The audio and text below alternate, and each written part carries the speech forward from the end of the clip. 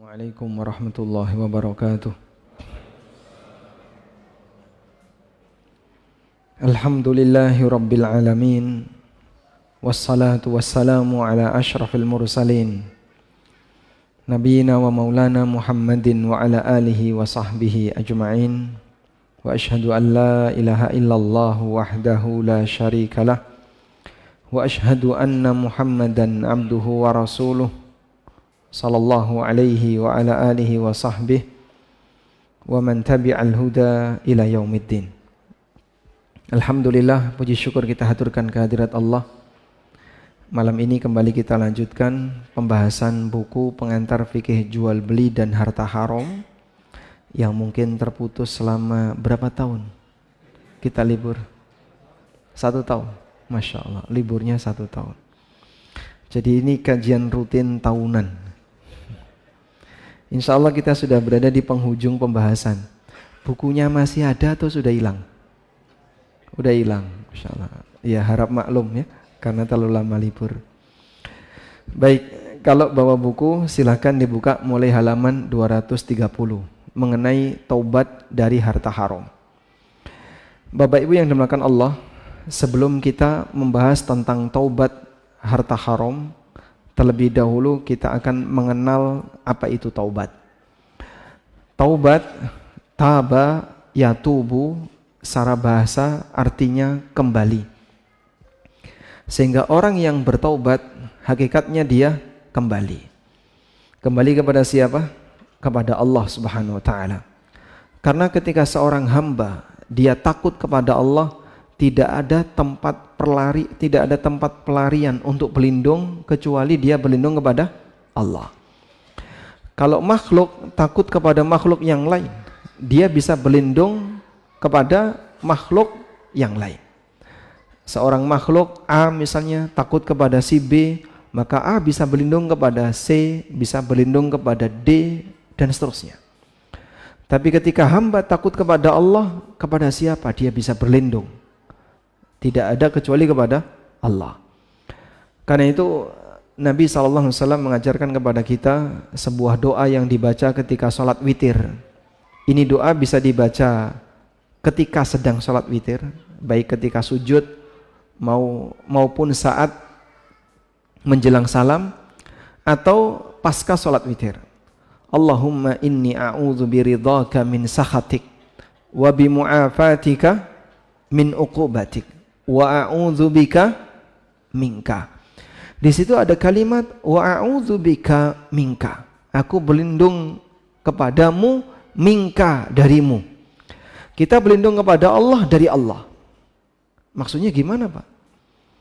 Karena pada saat kita takut terhadap hukuman Allah, kita takut terhadap murka Allah, kita takut kepada ancaman yang diberikan oleh Allah, tidak ada tempat untuk berlindung dari semua itu kecuali hanya kepada Allah.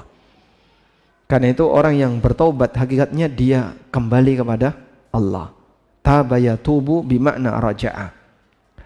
Sehingga orang yang rajin bertaubat artinya dia rajin kembali kepada Allah.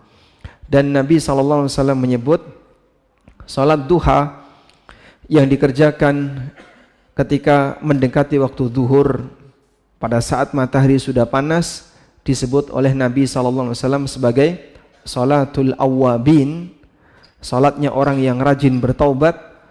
Karena di waktu itu umumnya orang sedang puncak sibuk urusan dunia. Tapi ketika ada orang yang dia merelakan untuk meninggalkan aktivitas duniawi, baik yang aktivitasnya di kantor, kerja maupun yang lainnya, dalam rangka untuk menghadap Allah, sehingga dia merupakan orang yang rajin kembali kepada Allah. Makanya disebut sebagai salatul awwabin. Nabi SAW mengatakan salatul awwabin hina tarmidul fisal. Salat awwabin adalah salat yang dikerjakan ketika anak onta sudah mulai kepanasan. Baik. Selanjutnya, taubat itu ada 2 hal yang perlu dibedakan. Ada taubat dan ada konsekuensi taubat. Ada taubat dan ada konsekuensi taubat. Sebuah perbuatan dosa yang memiliki dampak buruk yang luas konsekuensi taubatnya lebih besar dibandingkan perbuatan dosa yang dampak buruknya terbatas. Karena itu ketika dosa itu ditaubati, maka bentuk taubatnya sama, tapi yang berbeda konsekuensi taubatnya. Kita ulangi. Perbuatan dosa ketika ditaubati, bentuk taubatnya sama. Namun yang beda apa? Konsekuensi taubat. Sehingga inti dari taubat adalah menyesal. Lalu mohon ampun kepada Allah dan bertekad untuk tidak mengulangi. Yang semua ini dilakukan secara ikhlas. Kita ulang ya. Inti dari taubat apa tadi? Menyesal. Sehingga dia mohon ampun kepada Allah diiringi dengan tekad untuk tidak mengulangi, yang dilakukan secara ikhlas. Apabila 4 ini terpenuhi, maka berarti taubatnya terhitung sebagai taubat yang sah. Dan ini syarat taubat secara umum. Dalam taubat harus ada penyesalan, tekad untuk tidak mengulangi. Karena kalau masih ada rencana untuk mengulangi, misalnya seseorang dihukum lalu dia taubat, tapi dalam batinnya masih ada rencana untuk mengulangi. Kalau nanti ada kesempatan saya akan ulangi lagi. Orang terjerat riba sampai dia kapok utang dengan bank, mengingat beban berat yang harus dia tanggung. Dia sering ditekan sama debt collector, dia sering ini, sampai dia taubat. Tapi dalam pikiran dia, nanti kalau sudah dalam keadaan aman saya akan ngulangi lagi, maka berarti dia belum taubat. Orang yang meninggalkan maksiat namun batinnya masih ada keinginan untuk berbuat maksiat nanti di waktu yang lain, berarti masih terhitung belum meninggalkan maksiat. Itu yang disebut dengan al-israr. Disebut dengan al-israr. Allah Ta'ala mengatakan walam yusirru ala ma fa'alu, dan mereka tidak yusirru, melanjutkan, meneruskan perbuatan salah yang mereka kerjakan. Al-israr terjadi ketika seseorang meninggalkan maksiat tapi masih ada keinginan untuk mengulangi di waktu yang lain, atau saat orang melakukan maksiat dan tidak ada keinginan untuk bertobat, pengen ngulangi lagi, berarti dia masih terhitung al-israr. Saat bulan Ramadan mungkin banyak di antara kita yang mulai meninggalkan aktivitas buruk, nonton yang gak baik dengan HP, sehingga kita berusaha untuk menghindar. Tapi dalam pikiran kita, nantilah kalau udah selesai Ramadan, balik lagi nggak apa-apa. Nah, ketika kita di tanah suci, mungkin ada sebagian di antara kita yang berusaha untuk menghindari aneka maksiat. Tapi dalam pikiran dia, nantilah kalau sudah sampai tanah air, balik lagi nggak apa-apa. Berarti dia masih al-israr, dia masih ingin melanjutkan dosanya. Baik. Sehingga ketika di situ masih ada keinginan untuk balik lagi, berarti yang bersangkutan belum taubat dan dilakukan secara ikhlas. Ada taubat yang tidak ikhlas. Contohnya Pak, ya seperti taubatnya orang munafik, hanya ingin mencari perhatian biar punya atau dapat pengakuan dari masyarakat dan seterusnya.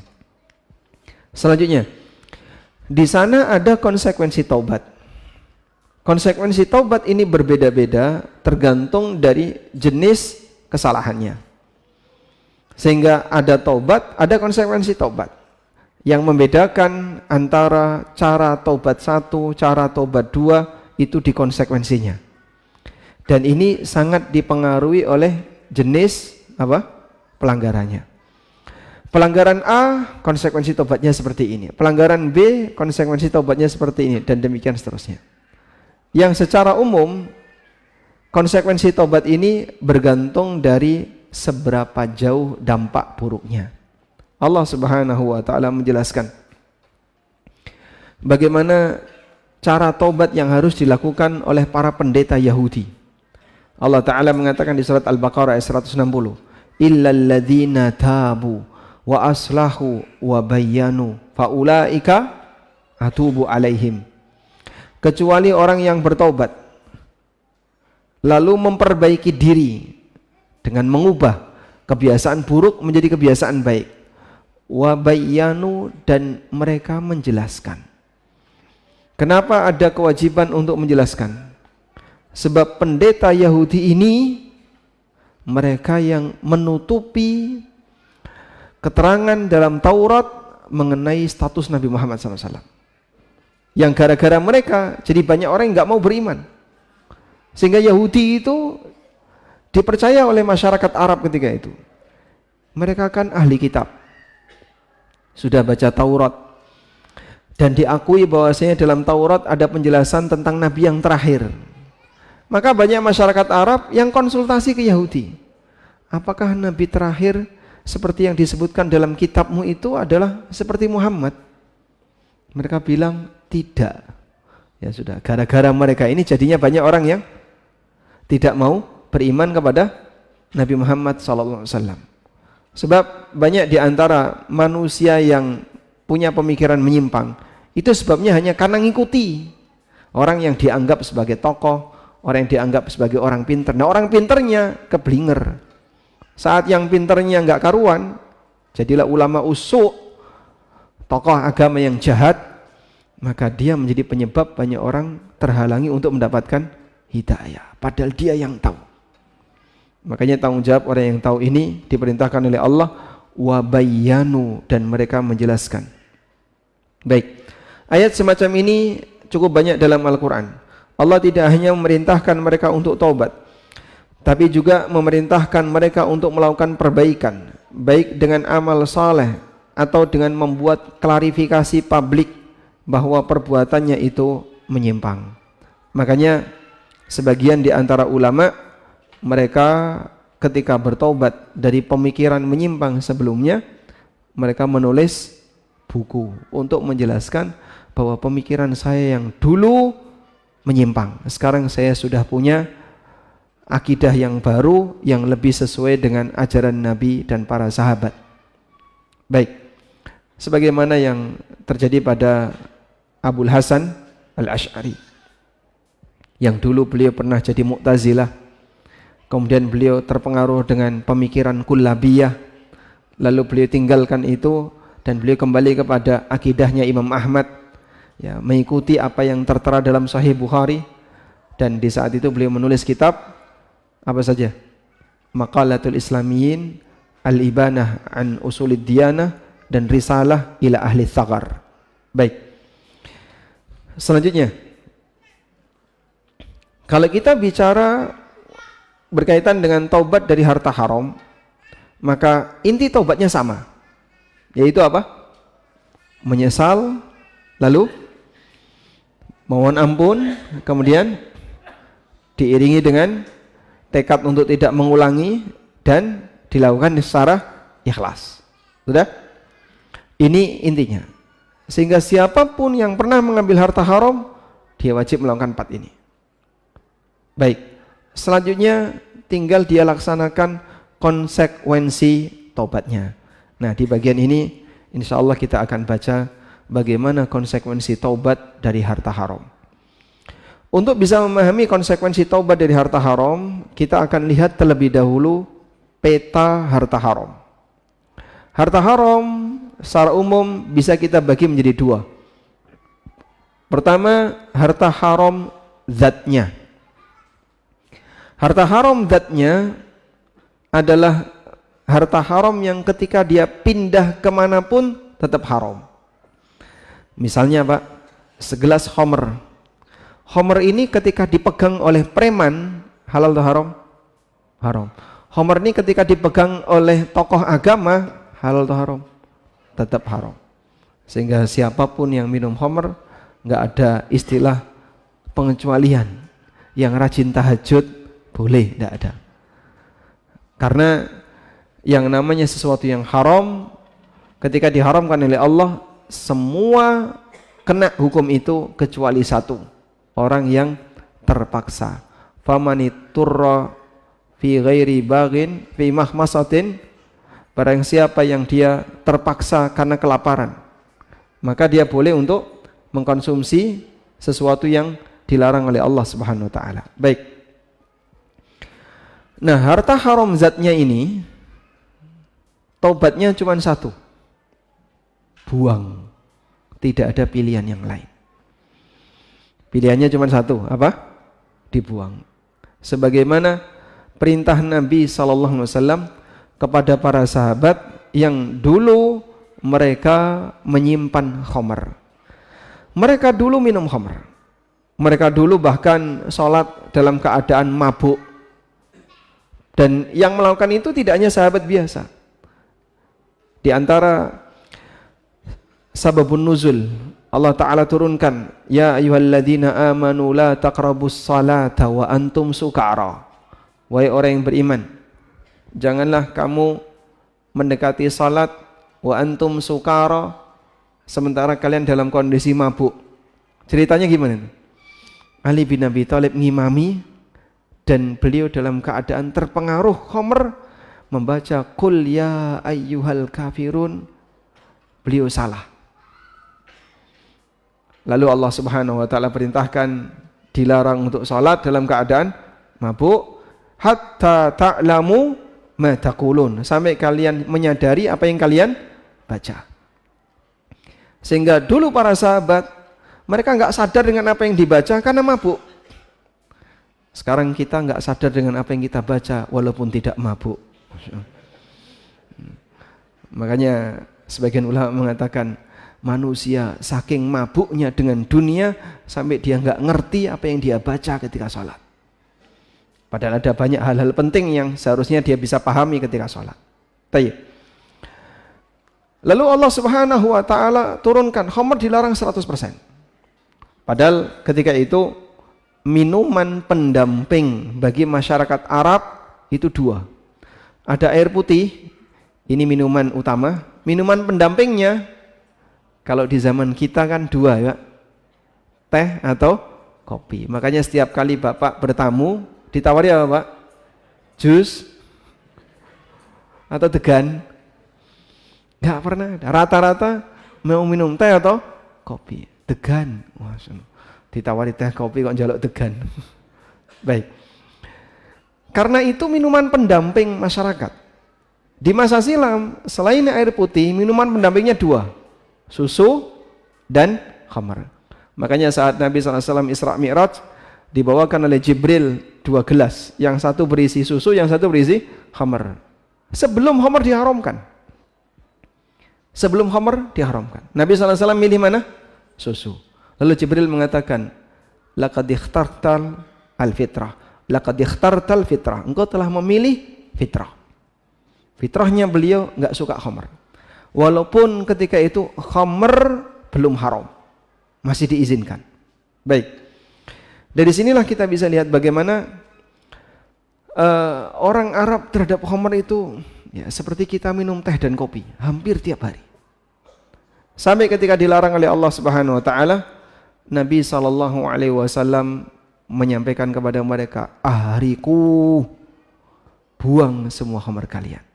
Hingga Madinah becek dengan khamar. Nah, ini jadi pelajaran harta haram zatnya tidak ada pilihan yang lain dari taubatnya kecuali dibuang. Pernah juga terjadi para sahabat menyembelih keledai, himar. Kemudian mereka masak. Sebelum keledai diharamkan. Sampai ketika masakan itu udah mateng, tiba-tiba Nabi SAW dapat wahyu dari Allah. Innallaha wa rasulahu yanhayanikum anil humuril ahliyah. Allah dan Rasulnya melarang kalian untuk mengkonsumsi keledai jinak. Di posisi daging itu udah matang. Kata Anas bin Malik, wa kanatil qudur mali'un bil luhum. Periuk-periuk ketika itu penuh dengan daging.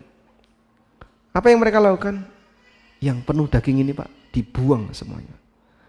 Gak ada kata sayang, tidak ada kata eman, karena mereka punya prinsip haram, tidak ada kata eman. Kebayang gak? Ada seorang nyembelih sapi saat kurban. Begitu selesai nyembelih, terus dia bilang, mohon maaf Bapak Ibu, saya tadi lupa baca bismillah. Kira-kira gimana itu? Kira-kira gimana, Pak? Eman, sapi siji loh, Pak. Kira-kira gimana? Eman, sapi siji, Pak. Tetap makan? Haram. Disembelih tanpa membaca bismillah. Sehingga kalau kemudian dia lapor, mohon maaf, tadi saya lupa baca bismillah, tapi sudah terlanjur disembelih. Mas, mumpung masih kejal-kejal, diulangi mas. Oh, ini disembelih ini kok. Sehingga dalam masalah haram tidak ada kata eman. Baik. Ada orang dia dulu sebenarnya ini harta hasil warisannya, peninggalan orang tuanya. Dia cerita. Karena beliau ini anak pejabat. Orang tuanya setelah meninggal dunia, di rumahnya itu banyak patung, Pak. Wah, Masya Allah, Pak. Yang namanya patung dengan aneka perhiasan yang ada itu, ada yang dikasih kacanya. Mahal-mahal semuanya.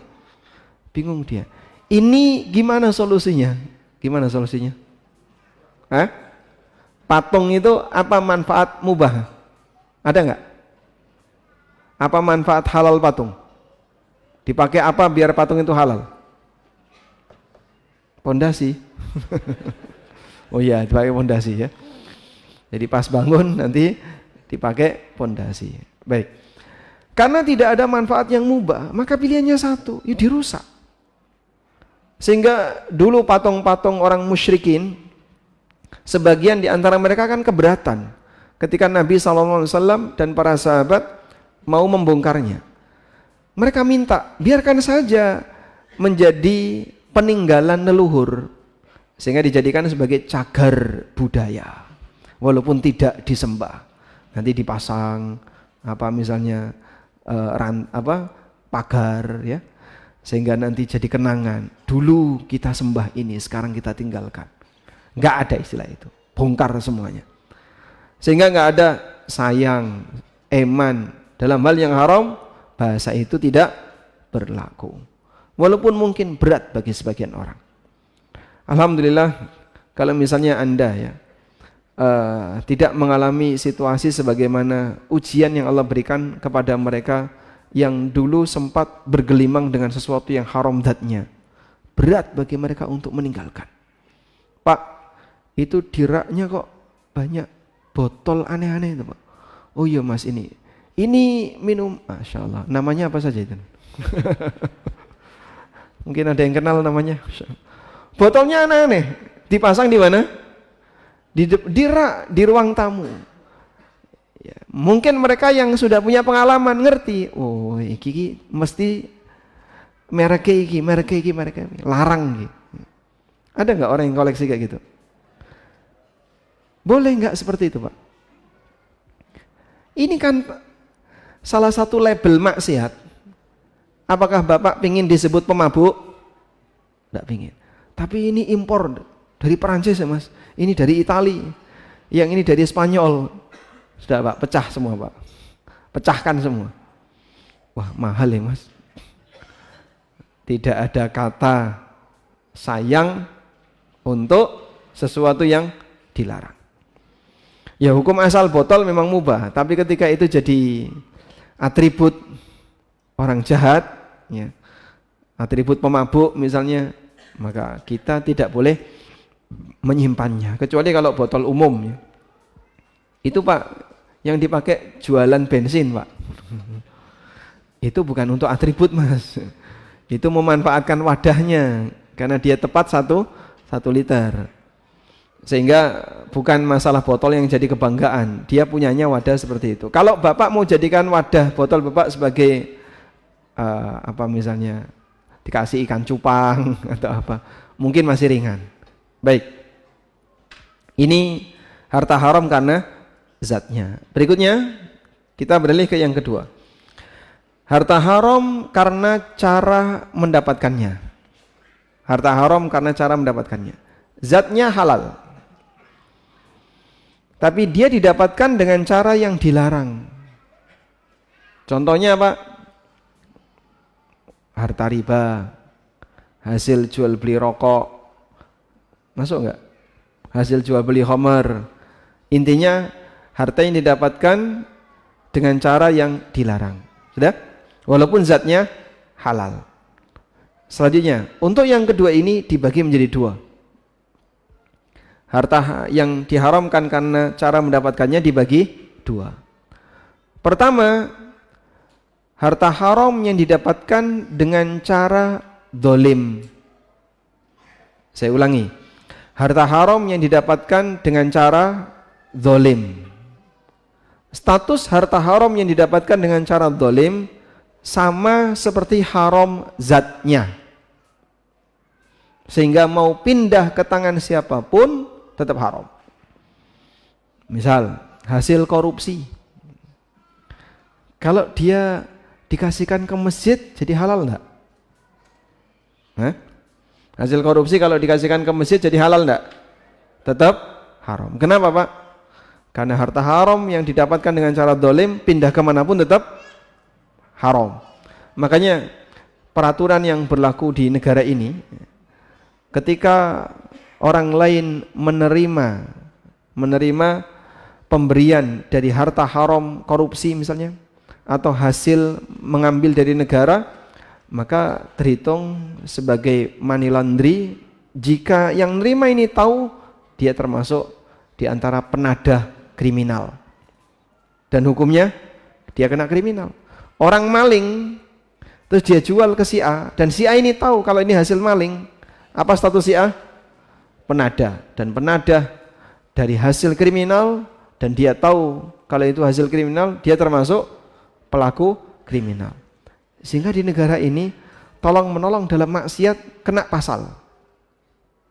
Allah Ta'ala melarang, wala ta'awanu 'alal itsmi wal udwan. Jangan tolong menolong dalam perbuatan melampaui batas, perbuatan dosa dan tindakan melampaui batas. Baik. Sehingga harta haram yang didapatkan dengan cara dolim, taubatnya hanya satu, kembalikan. Nah, menjadi masalah apabila dia tidak tahu kemana harus mengembalikan. Baik. Tentang cara mengembalikan, bebas. Yang penting pokoknya harta itu balik kepada pemilik. Pak, apakah kita harus lapor Pak? Sehingga saya kemarin mohon maaf ngambil duit Bapak ini tak kembalikan. Apakah harus lapor seperti itu? Wallahu a'lam, ini kembali kepada resiko yang akan diterima oleh orang ini. Ada orang yang tanya ke saya bingung Pak, gimana cara mengembalikan harta curian? Ya kembalikan saja. Yang saya ambil itu polisi Pak. Lah terus, nah ini kalau saya tiba datang ke rumahnya ini saya kembalikan, ya tahu sendirilah kira-kira resikonya. Baik. Kalau sekiranya itu beresiko, barangkali nanti masalahnya jadi panjang, urusannya jadi panjang, kamu kembalikan tanpa harus menyebutkan identitas. Misalnya lewat kurir, jadi dikirim lewat kurir, maka saat harta itu dikembalikan, caranya dikirim. Yang penting pokoknya balik. Nah, ketika Anda bisa pastikan sampai balik, walhamdulillah. Ada? Sehingga bukan syarat harus menyengsarakan diri untuk kondisi semacam ini. Kecuali kalau misalnya itu memberikan resiko besar. Gara-gara tindakan jahat yang dia lakukan, turunannya banyak. Misal ya, si A mencuri motornya si B. Gara-gara motor si B diambil si A, akhirnya si B nggak bisa kuliah sehingga di DO oleh kampus. Separah apa ini Pak? Gara-gara motornya dicuri, si B nggak bisa kuliah sampai dia di DO. Ada dampak tambahan pasca motor ini dicuri. Nah, resiko seperti ini ditanggung oleh siapa? Maling tadi. Maka dia harus siap dengan semua resiko yang terjadi pasca dia bertobat. Baik. Ada orang yang misalnya ngambil barang tertentu di mobil orang lain, tapi gara-gara dia ngambil itu resikonya besar. Misalnya resiko kecelakaan jadi besar dan seterusnya. Di pesawat itu kan ada pelampung Pak ya. Apa resikonya ngambil pelampung pesawat? Ya, Itu kalau sampai terjadi emergensi, pelampungnya nggak ada karena diambil oleh penumpang sebelumnya, dampak itu muncul. Sehingga tidak hanya sebatas harga pelampung, tapi gara-gara kau ambil ini, ada banyak sekali resiko yang muncul. Disitulah ketika seseorang mengambil harta haram dari orang lain dengan cara dolim, resiko juga harus dipertanggungjawabkan oleh yang bersangkutan. Baik. Dan dalam posisi ini, kalau sampai dia nggak tahu kepada siapa harus saya kembalikan, misalnya hilang kontak, saya nggak pernah ngerti siapa pemiliknya. Contoh, mungkin ada di antara kita yang pernah punya pengalaman naik bis kota nggak bayar. Nah, dulu kan ada ya Pak ya, jalur 7, jalur 15, jalur ini. Sekarang bersih semua. Anda naik nggak bayar, ketika turun minta kembalian. Masya Allah, wis bayar medun minta kembalian. Atau mungkin dia makan di kantin tapi nggak lapor. Setelah dia taubat, apa yang harus dilakukan? Kembalikan. Mas, gimana cara kembalikannya? Supirnya nggak kenal, pemilik bis nggak kenal, pemilik makanan kantin juga nggak kenal, kantinnya sudah bubar. Ada banyak sekali konsekuensi yang akan terjadi. Terus gimana Pak? Cari ahli warisnya. Masya Allah Mas, orangnya aja nggak kenal, gimana ahli warisnya? Nah, dalam hal ini ada dua pendapat ulama. Pendapat pertama mengatakan, bersiaplah untuk ditagih di akhirat. Kan pemiliknya nggak tahu Pak, pemilik akan diberitahu oleh Allah. Memang ketika di dunia dia nggak tahu, tapi dia akan diberitahu oleh Allah. Bersiaplah untuk ditagih di akhirat. Yang kedua, pendapat yang kedua, kau boleh sedekahkan itu senilai ya, yang menjadi kewajiban kamu untuk dikembalikan, serahkan kepada fakir miskin. Dan insya Allah pendapat yang kedua ini yang lebih mendekati. Dalil tentang ini adalah kejadian yang pernah ada di zaman sahabat Muawiyah bin Abi Sufyan. Beliau mengutus pasukan dipimpin oleh A.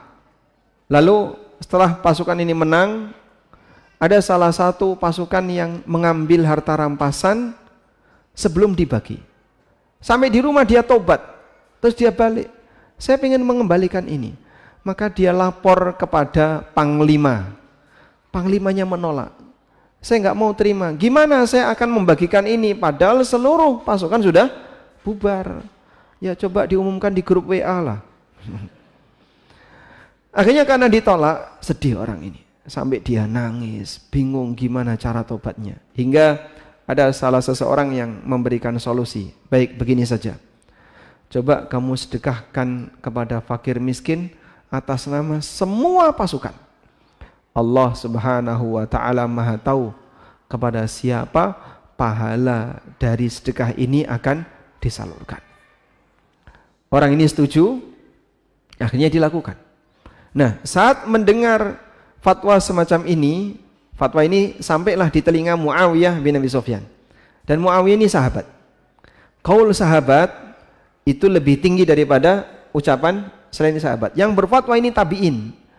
Tapi fatwanya disetujui oleh Muawiyah. Sampai Muawiyah mengatakan, andaikan aku yang memfatwakan ini, itu lebih aku sukai daripada setengah dari kerajaanku.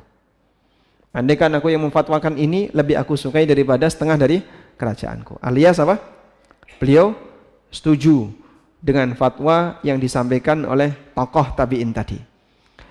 Maka ini dijadikan dalil oleh para ulama bahwa harta haram yang didapatkan dengan cara dolim, tapi dia kesulitan untuk mengembalikannya, maka yang bisa dia lakukan adalah disedekahkan atas nama yang didolimi jika dia nggak kenal, dan Allah Subhanahu wa ta'ala Maha tahu kepada siapa pahala dari sedekah ini akan Allah berikan.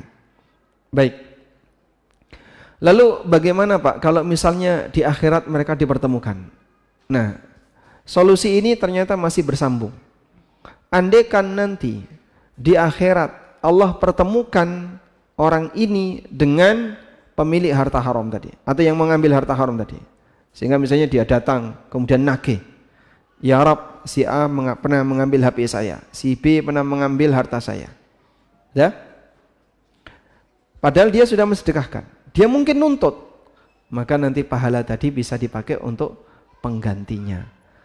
Itu yang dijadikan sebagai solusi yang terakhir bagi mereka yang mengambil harta haram dengan cara tidak saling ridho, sementara kesulitan untuk mengembalikannya. Muncul pertanyaan, bagaimana kalau ada resiko inflasi? Jadi misalnya maling 100.000 tahun 70, Masya Allah, 100.000 tahun 70, lalu mau dikembalikan 2027 tahun depan. Selisihnya kan jauh sekali. Terus gimana? Baik. Sudah masuk waktu Isya? Belum? Ya? Di sini sudah masuk. Beda dengan yang ini ya. Tayyib, kalau memang terjadi seperti itu, maka resiko itu ditanggung oleh yang mengambil. Kok bisa, Pak? Kan nanti jadinya dolim, tidak dolim. Itu mengembalikan kedoliman sesuai standar. Jika 100.000 dikembalikan sekarang dengan angka 100.000, kira-kira gimana? Ya, kasihan yang korban pencurian. Maka dia harus kembalikan dengan penyesuaian. Penyesuaiannya pakai apa? Yang bisa dia gunakan adalah harga emas. Jadi kira-kira 100.000 di tahun itu dapat emas berapa gram? Andaikan waktu itu per gram adalah 2.000, maka dia harus kembalikan 50 gram emas. Masya Allah. Baik, kita akan dengarkan adzan Isya terlebih dahulu. Wassallallahu ala nabiyyina Muhammadin wa ala alihi wa sahbihi wasallam.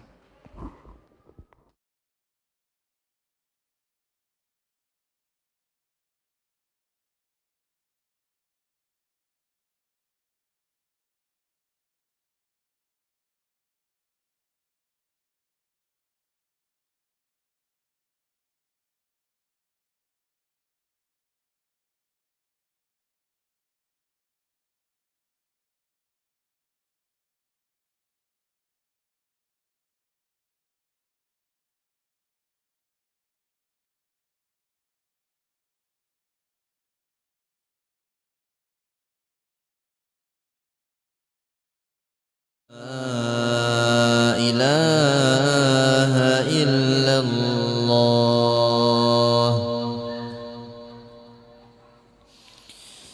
أشهد أن محمدا رسول الله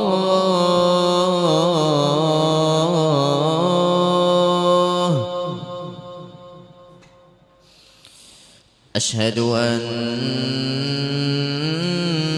محمدا رسول الله حي على الصلاة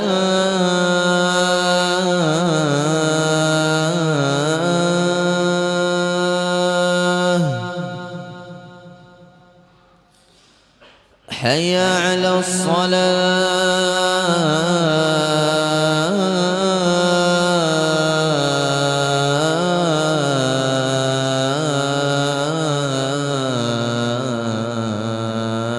الصلاة حي على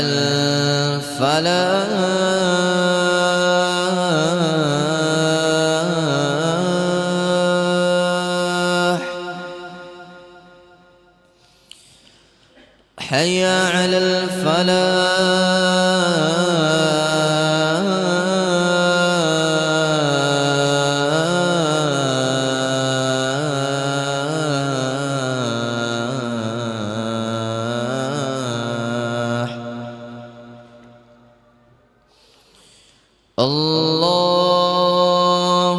أكبر الله أكبر لا إله إلا الله اللهم صل على محمد اللهم رب دينك ودينك والصلاة على محمد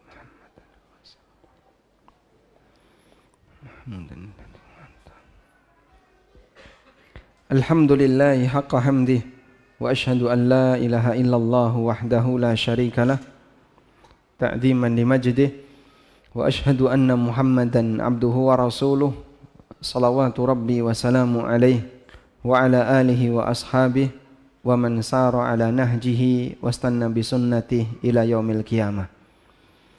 Masih berkaitan dengan harta haram yang didapatkan dengan cara zalim.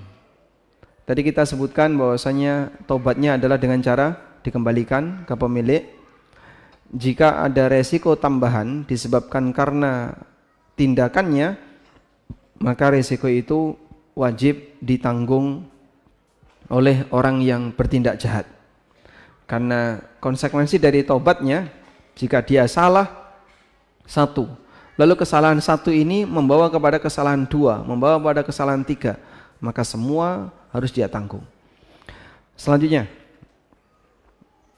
ketika dia tidak bisa mengembalikan, tadi kita sebutkan disedekahkan kepada fakir miskin, ini salah satu pendapat. Dan ada pendapat yang kedua, harta haram yang didapatkan dengan cara dolim dikembalikan ke baitul mal. Baitul mal berarti dijadikan sebagai kas negara. Dan ini pendapat yang masyhur dalam mazhab Syafi'iyah. Karena kaidah dalam mazhab Syafi'iyah, kita bacakan ya, kaidahnya dalam mazhab Syafi'iyah. Dalam mazhab Syafi'iyah, ketika ada harta haram yang tidak memungkinkan untuk dikembalikan ke pemilik, maka dia menjadi al-mal al-majhul, harta yang majhul, yang tidak diketahui siapa pemiliknya, maka dikembalikan ke pemerintah. Kenapa dikembalikan ke pemerintah? Sebab ya, pemerintah yang lebih tahu kemana harus menyalurkannya. Harta yang tidak memiliki atau harta yang tidak mungkin dikembalikan ke pemiliknya, maka diserahkan ke baitul mal. Demikian keterangan dalam Nihayatul Muhtaj. Tayyib. Dan wallahu alam, kalau kita menggunakan pendekatan Syafi'iyah, berarti dalam hal ini Anda bisa serahkan ya, ke negara. Caranya gimana Pak nyerahkan ke negara? Mungkin lebih bingung lagi ya, karena kita tidak tahu transfer ke rekening negara itu kemana. Ada yang tahu? Prosedur membayar harta ke negara tapi non pajak. Nah, kalau pajak kan ada mekanismenya. Yang ini non pajak. Mungkin wallahu alam sebagai salah satu cara untuk itu adalah Anda bisa salurkan untuk perbaikan fasos, fasum. Kenapa? Karena fasilitas umum itu menjadi tanggung jawab negara. Jalan lubang, selokan rusak, fasilitas umum rusak, itu tanggung jawab negara. Nah, ketika mungkin negara belum memperbaiki, maka harta haram tadi bisa dipakai untuk alat apa? Disalurkan kepada kegiatan fasum tadi. Wallahu alam. Selanjutnya, kita akan membaca berkaitan dengan harta haram yang didapatkan dengan cara saling ridho. Harta haram yang didapatkan dengan cara saling ridho, ya, di situ ada dua. Yang pertama adalah harta haram yang didapatkan sebelum tahu hukum, sebelum tahu kalau itu dilarang. Misal, ada orang yang melakukan transaksi riba, dalam posisi dia tidak tahu kalau itu riba. Di masyarakat kita seperti ini cukup banyak. Dah? Sampai kemudian dia belajar, terus dia tahu, dia sadar, oh ternyata yang selama ini saya lakukan itu dilarang. Akhirnya dia bertobat. Setelah dia bertobat, bagaimana dengan hasil yang didapatkan masa silam? Allah Subhanahu wa taala berfirman dalam Al-Qur'an, "Faman ja'ahu mau'idhatum mir rabbih fantaha falahu ma salafa wa amruhu ilallah."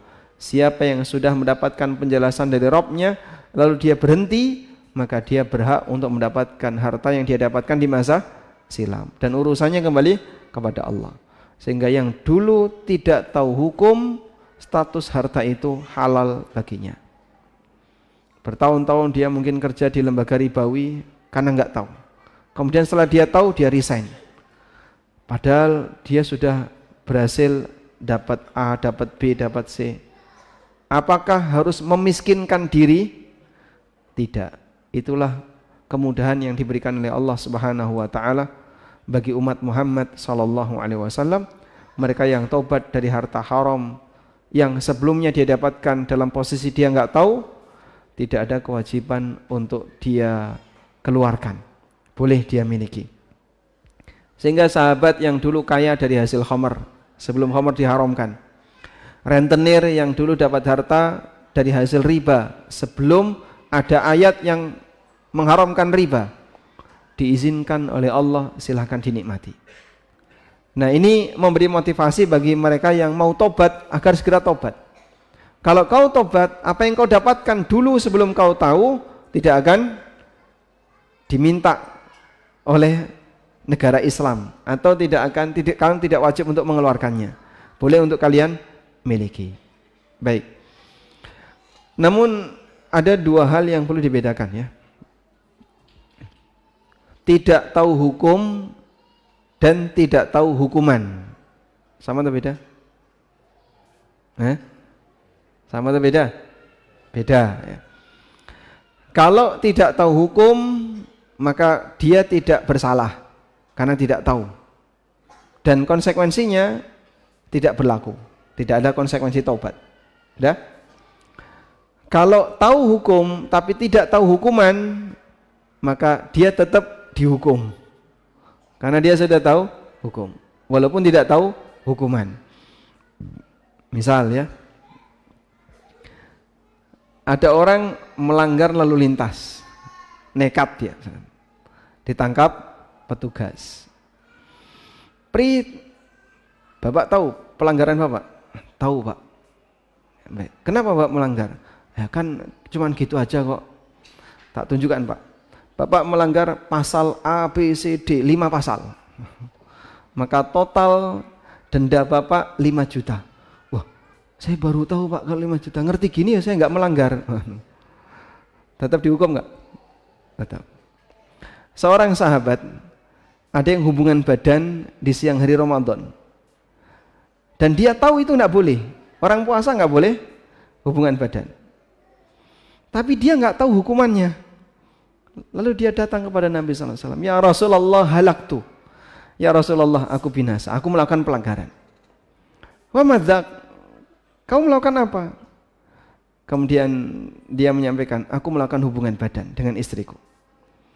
Dan Nabi SAW menyampaikan beberapa hukuman, kafarahnya. Apa saja? Apakah kau bisa membebaskan budak? Tidak bisa ya Rasulullah. Dia nggak punya budak.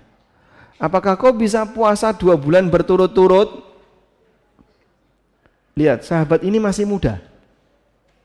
Dia masih muda, mungkin pengantin baru. Tapi ketika dia mengaku, saya nggak sanggup, diterima oleh Nabi SAW. Sehingga tidak melihat dari sisi ukuran fisik, tapi mungkin dari sisi kebiasaan dia tidak biasa berpuasa. Dia disuruh puasa 2 bulan berturut-turut, sebulan dia jebol. Apalagi 2 bulan. Dia ngaku nggak bisa. Apakah kau bisa memberi makan 60 orang miskin? Dia bilang, saya nggak bisa. Akhirnya ditunggu, tiba-tiba ada orang yang ngasih hadiah kepada Nabi SAW, kemudian diserahkan kepada orang ini. Silakan kau berikan kepada manusia yang miskin di sekitarmu. Ya Rasulullah, di antara 2 bukit ini yang paling miskin aku. Udah, kau makan sama istrimu. Baik. Di posisi ini sahabat tadi tahu hukum tapi tidak tahu hukuman. Tetap dihukum walaupun dia tidak bisa melaksanakan kafarah hukuman itu.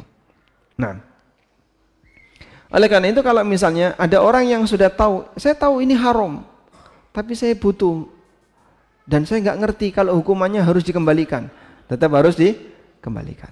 Karena ketika dia sudah tahu hukum, maka terlarang bagi dia untuk memilikinya. Baik.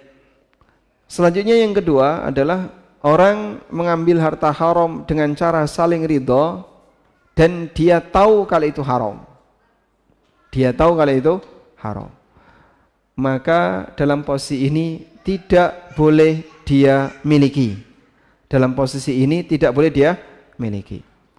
Apakah perlu dikembalikan kepada lawan transaksinya? Di situ ada 2 keadaan. 1, jika pengembalian itu tidak berdampak negatif, maka harus dia kembalikan. Contoh, A rentenir, B yang minjam uang dari rentenir. A sudah tahu kalau riba itu haram dan dia tahu praktek ini riba karena sudah ngaji di maba. B juga sudah tahu, tapi tetap nekat dengan adanya kesepakatan ribawi. Utang 1 juta balik 1.100.000, sudah beres. Utangnya 1 juta dikembalikan 1.100.000. Baik. Kelebihan 100 tadi wajib dikembalikan enggak? Wajib. Wajib dikembalikan ke B. Sudah? Kalau dikembalikan, ini mengembalikan haknya B dan tidak ada dampak buruk di sana. Tapi kalau dikembalikan ada dampak buruk, maka jangan dikembalikan. Contoh, orang jual khamr, dia tahu itu haram tapi tetap dia jual. Dah. Setelah itu dia taubat, dapat uang sekian ratus ribu. Apakah harus dikembalikan ke konsumennya? Jawabannya tidak boleh. Ibnu Qayyim mengatakan, "Fala yajuzu ay yajma'a lahu bainal 'iwad wal mu'awwad, fa inna fi dzalika i'anatun lahu 'alal itsmi wal udwan." Tidak boleh menggabungkan iwad dan mu'awwad, pembayaran dan manfaat yang didapatkan. Itu nggak boleh bergabung. Kalau bayaran dikembalikan berarti bergabung ke siapa? Konsumen.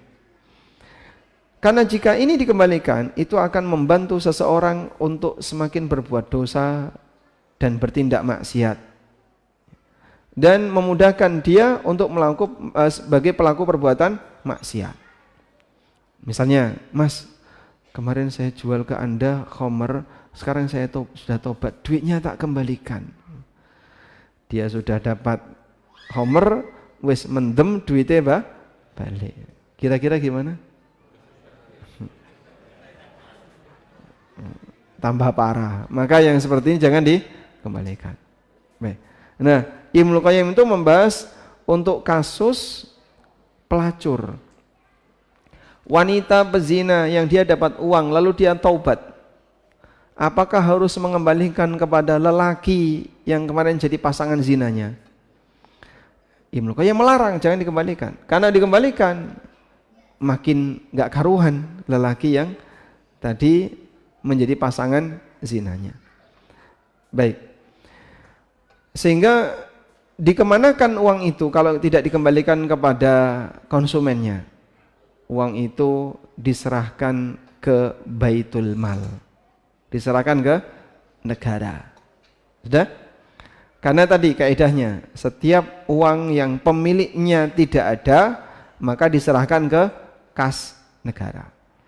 Nah, muncul pertanyaan kayak tadi, Pak. Kita kembalikan ke kas negara, caranya gimana? Kalau Bapak kesulitan, ya ada 2 jalur yang mungkin bisa digunakan. 1, fasum dan fasos tadi, atau 2, berikan kepada fakir miskin. Karena fakir miskin dan anak terlantar dipelihara oleh negara berdasarkan pesan yang ada dalam Undang-Undang 45. Wallahu a'lam. Mungkin itu yang bisa kita bahas, semoga bermanfaat. Wassallallahu ala nabiyyina Muhammadin wa ala alihi wa sahbihi wasallam. Assalamualaikum warahmatullahi wabarakatuh. Waalaikumsalam warahmatullahi wabarakatuh. Bagaimana hukum jual beli dengan pembayaran tidak langsung diterima penjual, tapi minta kepada pembeli untuk transfer ke pihak sekolah untuk bayar sekolah? Boleh ya. Penjual punya utang kepada sekolah, pembeli mau bayar ke penjual, tapi sama penjual diarahkan, Pak, bayarkan saja ke sekolah ini karena saya punya utang SPP anak saya di situ. Nah, ketika pembeli ini bayar ke sekolah, yang nerima manfaat itu siapa? Yang nerima manfaat ya penjual. Karena uang ini sebagai apa? Sebagai biaya SPP yang belum dibayarkan oleh penjual. Sehingga ini sama dengan menutupi utangnya penjual. Boleh.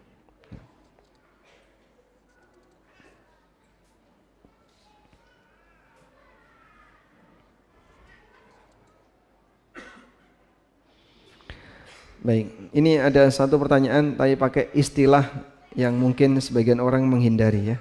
Saya bacakan saja. Assalamualaikum warahmatullahi wabarakatuh. Waalaikumsalam warahmatullahi wabarakatuh. Sudah ada disclaimer di depan tadi ya. Bapak harus kuat mendengarnya.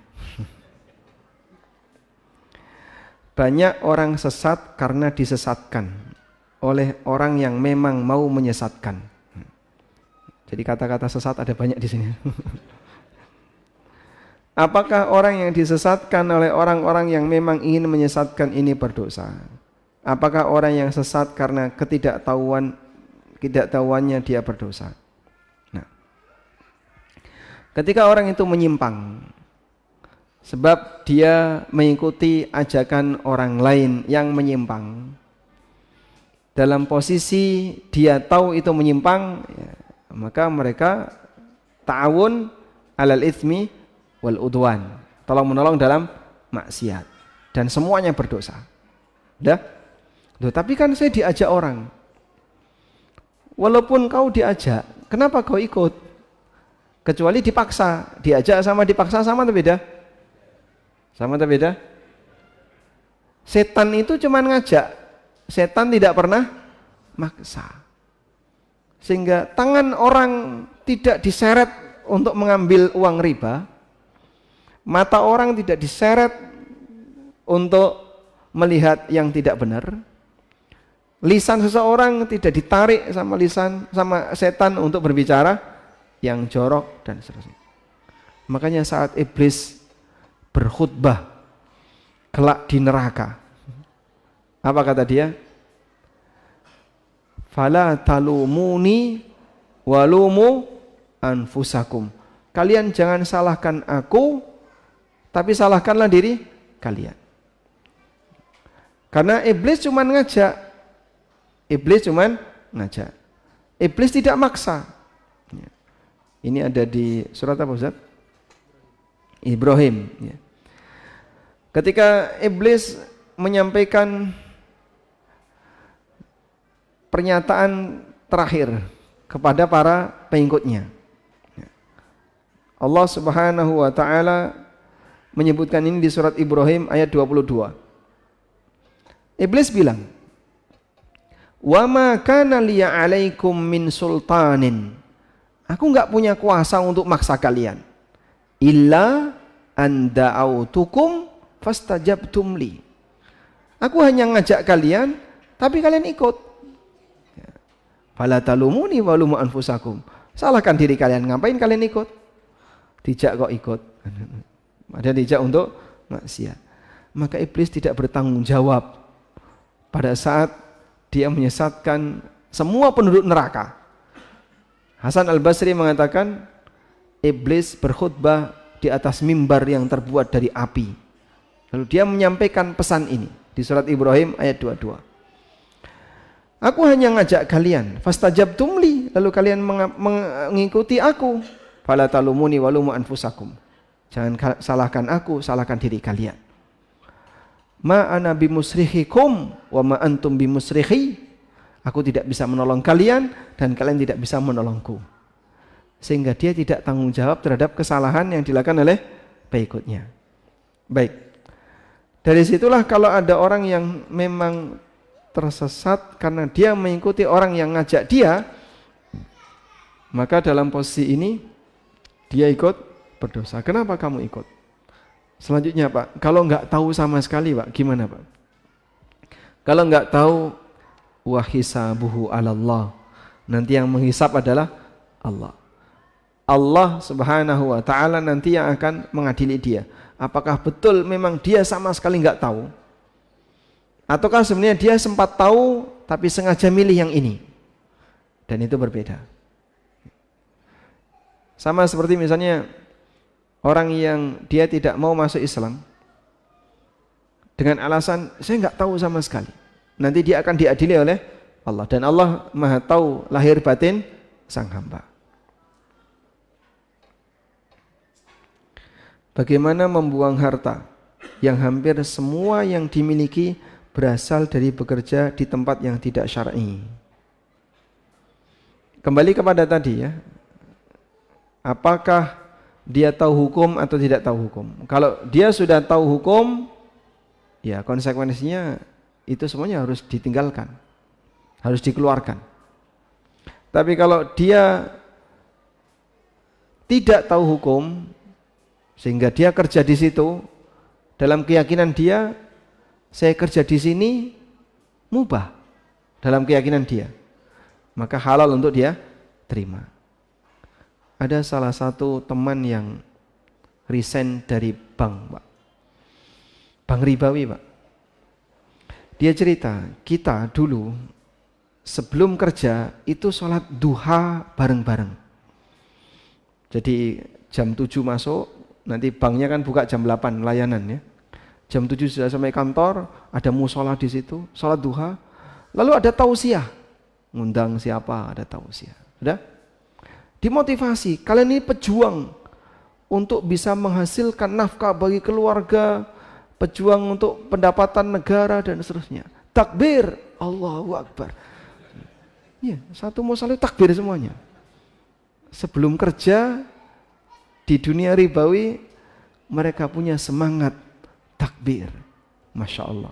Gimana merasa bersalah? Oh, dia sendiri merasa apa? Dia sedang beramal saleh. Ya. Sehingga dalam posisi ketika dia salah, tapi dia nggak tahu kalau dia salah, maka tidak ada perasaan apa yang dia dapatkan ini haram. Bahkan dia yakini ini halal. Sampai kemudian dia terpengaruh dengan gerakan-gerakan hijrah anti riba, barulah dia mulai sadar kalau selama ini pendapatan dia adalah haram. Baru setelah itu dia resign. Nah, harta yang dia dapatkan dulu statusnya boleh dia miliki.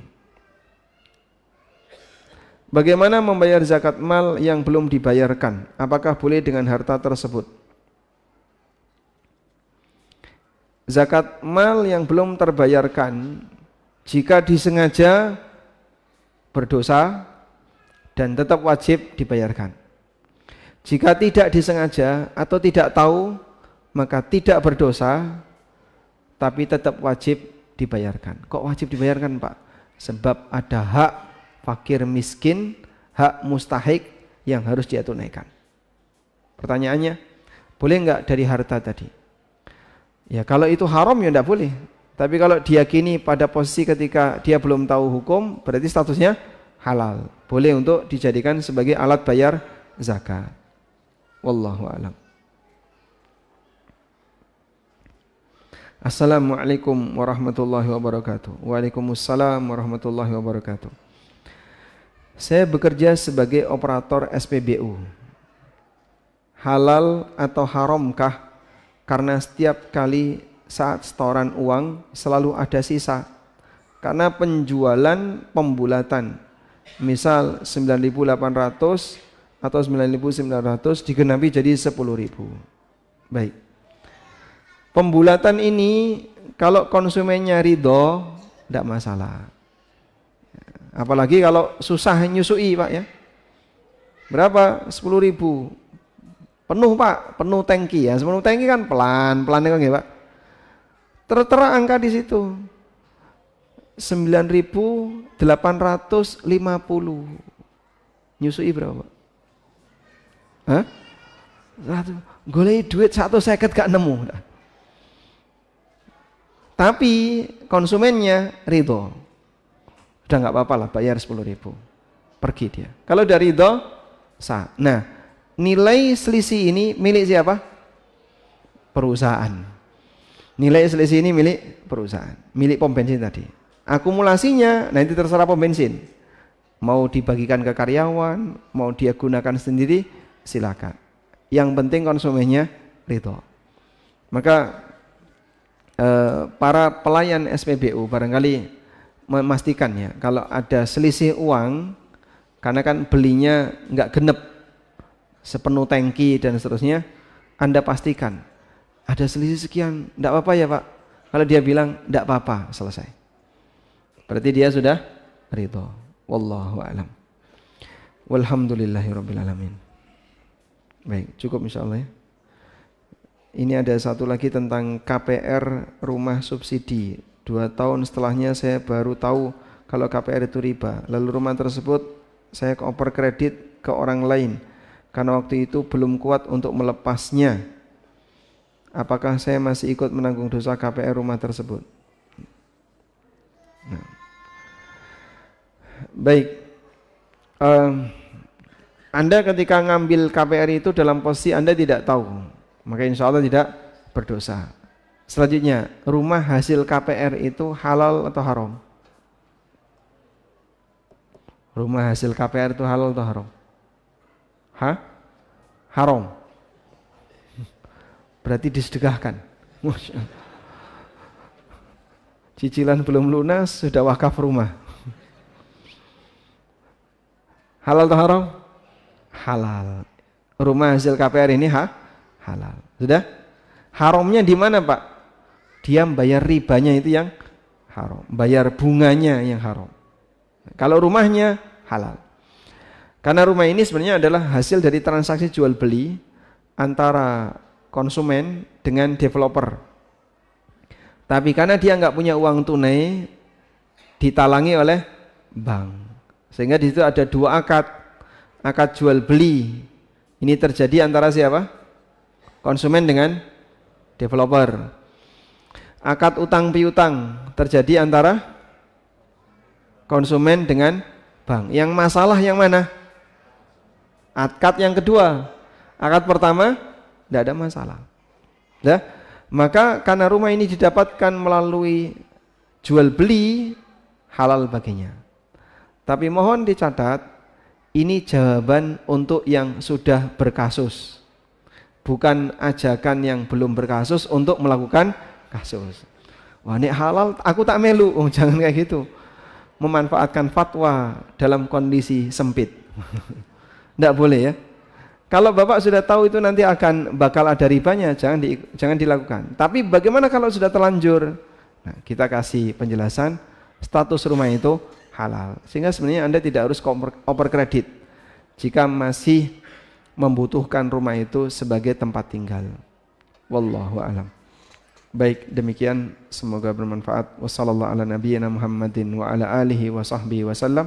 Wa akhiru da'wana anil hamdulillahi rabbil alamin. Wassalamualaikum warahmatullahi wabarakatuh. Waalaikumsalam warahmatullahi wabarakatuh. Jamaah